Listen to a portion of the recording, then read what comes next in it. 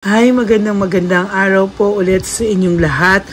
For our second reading of the day today, tingnan po natin kung ano po ang makikita natin sa second reading of the day today.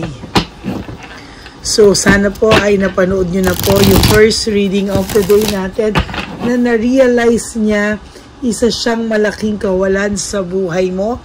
Ngayon po, tingnan po natin kung ano po ang makikita natin sa second reading of the day today. Pili po tayo ng 10. Yan. 1, 2, 3, 4, 5, 6, 7, 8, 9, and 10.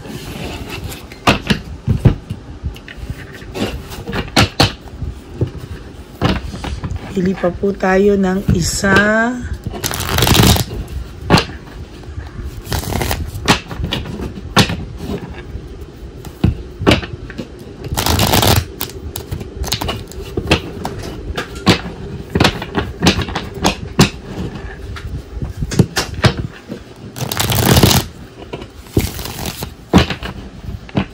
Pili po tayo ng 10. 1, 2, 3, 4, 5, 6, 7, 8, 9, and 10.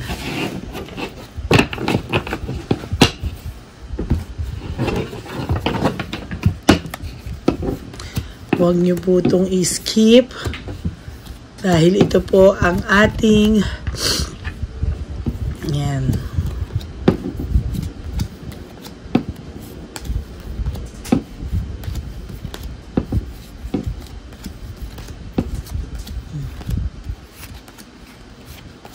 Okay.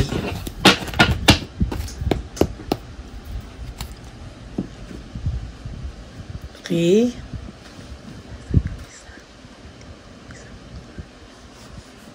Yan.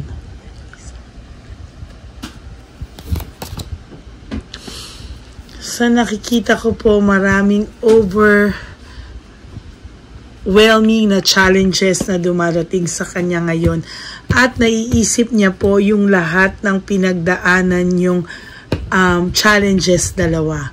Ngayon po naiisip niya yung mga pinaghirapan niyo o yung mga challenges po na nasolusyonan nyo, nalagpasan nyo. Yun ang ibig kong sabihin.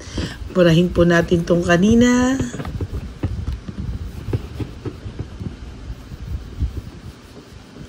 Ay, wala po ang aking pangsulat dito. Nasaan na yun?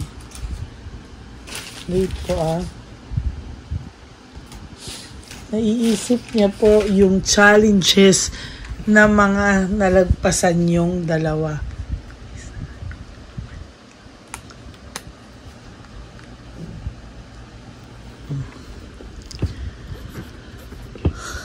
Ngayon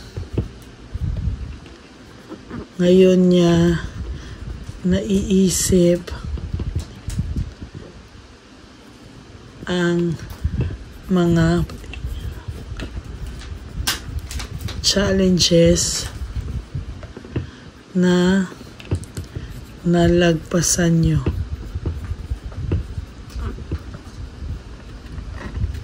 Ngayon naiisip niya na sayang yung mga challenges na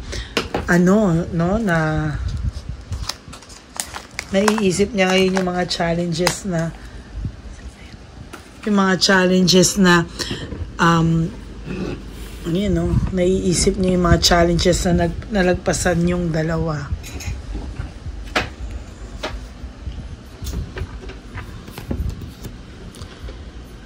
Na lahat po ng pinagdaanan nyo ay konektado sa isa't isa at sa lahat ng paghihirap niyo raw dalawa ay kayo ay nagtulungan. Sa lahat ng challenges, hindi mo daw siya pinabayaan.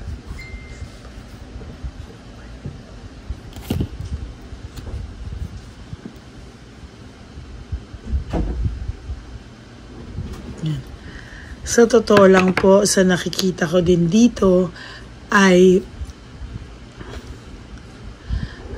gusto niya pong pumunta sa'yo, gusto po niya kausapin ka, pero hindi ka po niya magawang habulin. Hindi, parang sinasabi niya po, as much as possible, kakayanin niyang hindi ka habulin at ikaw pa rin po ang maghahabol sa kanya. Pero alam mo, mayabang lang po to sa panlabasaan nyo. Matigas lang po ito sa panlabasaan nyo, pero sa loob po, he is very, very weak.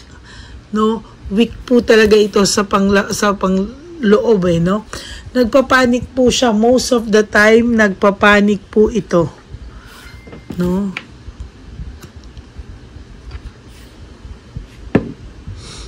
No?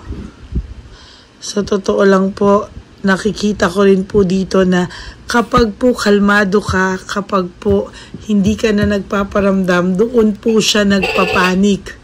Doon po siya nakakaramdam ng pagpapanik at nag-i-slow down sa kanyang mga kayabangan. Why? Because nakikita niya po na kalmado ka na and somehow nakaka-adjust ka na nang wala siya at yun po ang pinakaayaw niya sa lahat. There's inner happiness na nararamdaman niya po nung time na kayo pa.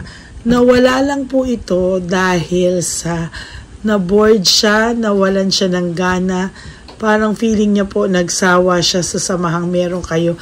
Parang yun at yun na lang daw po. Somehow, naging boring na po na magkasama kayo. Naramdaman niyo po ba yun? Yung parang mahal niyo pa po yung isa't isa. Pero somehow, parang na-bored na po kayo sa isa't isa. And somehow, nakikita ko po dito na yung pagmamahal nyo naman po sa isa't isa hindi nawala. It's just that na-bored po siya talaga. Nawala po yung kilig at nawala po yung kanyang ang pakiramdam niya po kasi is hindi na siya kinikilig, nawala na yung spark. Pero yung pagmamahal po niya sa iyo ay nandun lang, natabunan lang po ito. Calm and comfort, calm and comfort. Natatakot siya, napapanik attack po siya kapag po, kapag po feeling niya natatakot po siya na makamove on ka. Ayaw niya po talagang makamove on ka. Mayabang lang po talaga ito, pero wala po itong binatbat. Pag nakita niya po kung ano yung pinalit mo sa kanya, sino yung pinalit mo sa kanya, o may bago ka ng manliligaw, magpapanik po lalo ito. Doon lang po siya makakapag-isip ng tama. Alam mo, minsan nakakalungkot lang po, no? Na kung kailan wala na sa yung tao, tsaka mo pa marirealize yung value ng tao pag wala na sa iyo. Pero habang nasa iyo pa at mahal na mahal ka, parang nawawala ng gana, nagsasawa. Pero ayan po, pinasabi ko po sa iyo, once na malaman niyang may iba ka na, dyan po siya magkukuhumalig. Mahuhumaling na naman sa iyo ng bongga at ayaw niya pong mapunta ka sa iba. Deep inside, gusto niya po kayo lang at siya lang din ang gusto mong mahalin. No? Sinasabi niya po sa iyo, minsan mag-iba ka na, maghanap ka na ng iba, okay lang sa akin, pero the truth is that is false success. Hindi po yan totoo.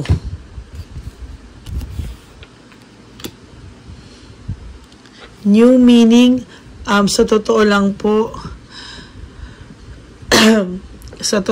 po, nakikita ko po kung gaano yung mga sakit na binigay po o nabigay po sa iyo ng taong ito ay talaga pong masasabi kong nasaktan ka po talaga.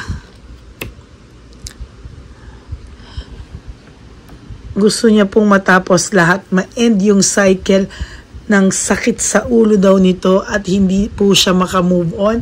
Pero sasabihin ko po sa iyo, wala pong end yung cycle ng pakiramdam niyang ganon. Why? Because sa totoo lang po, hindi niya po kakayanin na ikaw po ay mawala rin sa kanya. Totally. Marami po siyang doubts. Natatakot siya na baka sa susunod na mga panahon, bigla na lang din po siyang malungkot at pagsisihan daw ang mga nagawa niya sa'yo. Kaya ang ginagawa po niya, isinisisi niya sa'yo para ikaw ang magsisi at ikaw po ang maghabol.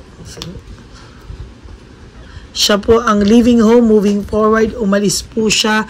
Pero sa totoo lang po, ang sasabihin ko po sa'yo, hindi niya rin naman po ginusto. Talaga pong nawalan lang siya ng spark, nagsawa siya. Mababaw ang alam niya sa pagmamahal, mababaw ang alam niya sa commitment. Love is not a feeling.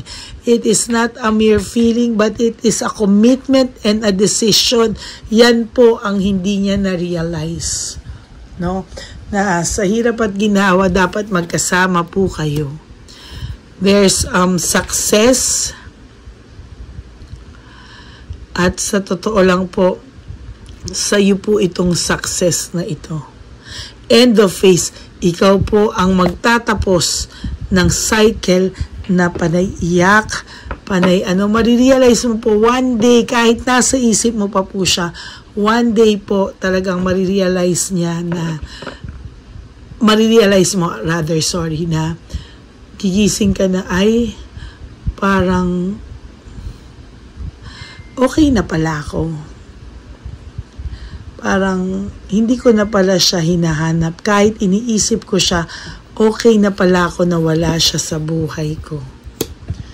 Marami pa po siyang pagdadaanan, kapatid. Marami pa po siyang dadaanang pagsubok sa buhay, financial loss, relationship loss, marami pa po siya, no? At dyan niya po makikita pag nagkaroon ka na ng iba na kailangan niyang mag-win at all costs. No? Kung kailan ka po magkakaroon ng iba, tsaka pa lang po siya magkukundumahog na ipaglaban ka. Ayan o, dyan pa lang po siya maghahabol. Need, poverty, insecurity, lahat yan lalabas kapag meron ka ng iba. Tsaka niya po marirealize ang halaga at worth and value mo na hindi niya pinahalagahan nung ikaw ay nandiyan pa sa tabi niya. Yan ang masaklap, no? Yan po ang masaklap. Ngayon pa lang niya naiisip yung mga challenges na naglagpasan yung dalawa na sinayang niya. Yan, no? Nadagdagan ko po, nalagpasan yung dalawa na sinayang niya.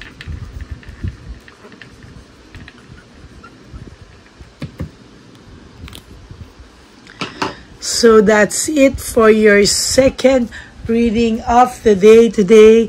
Yan po ang ating second reading and I hope you guys resonate from this reading. And if you do, please give me a like and comment down below. At isa pa po, maayos-ayos na po ng konti ang boses ko dahil nag-antibiotics na po ako, no? Pagdasal niyo po na sana ay tuloy-tuloy na po ang aking paggaling. Isa pa po ay kung gusto niyo pong malaman kung itong reading na to ay para sa inyo, pwede po kayo magpabook ng reading, personal reading sa Lady Lee Elena, that's Ladyly. Elena, nasa dulo po yan ng ating video. Diyan nyo lang po ako contact. That's my only official and legit FB account. So, marami pong salamat. Nasa dulo po yan ng video sa details. Okay? And, please, no skipping of ads. Tulong nyo na po yan sa ating channel. And, simulan nyo po, simula hanggang sa dulo. Okay, maraming salamat to all my Lady Elena solid and ever loyal family, friends, and subscribers. Alam nyo po na ang commitment ko po sa inyo ay talo pa ng commitment ng inyong mga jowa. Joke lang po. Ang commitment ko po sa inyo, kahit ano po at nasaan ako, I will always give you a free reading. Okay? Maraming salamat po. God bless you all and stay happy. And sana po wag kayong malulungkot, no, because I will be back for another reading maya lang po. For our third reading, and of course, my promise to you, yung para po sa mga nagtatanong kung sila ay may mga bagong manliligaw, kung ito po ba ay karapat-dapat na pagbigyan ng chance o hindi. Okay? Maraming salamat po. Magbibigay pa ako ng situation 1 and situation 2 at ramdamin nyo po sa oras nyo kung saan kayo papasok sa situation 1 and 2 para po sa may mga bagong pag-ibig dyan. Okay? God bless you all. I love you all. Sabi ko nga po, life is too short. Don't make it shorter by stressing yourself from all the pains and heartaches na binigay sa inyo na kahapon. Just surrender everything to the divine universe. Just let go and let God write your life and love story. I will be back for another set of reading. Wag na wag po kayong mawawala at hindi din po ako mawawala. God bless you all. Have a happy Friday. I love you all. God bless you. Bye. Promise po, babalik ako maya-maya lang. So, wag po kayong malulungkot. I will all see you again later. Bye!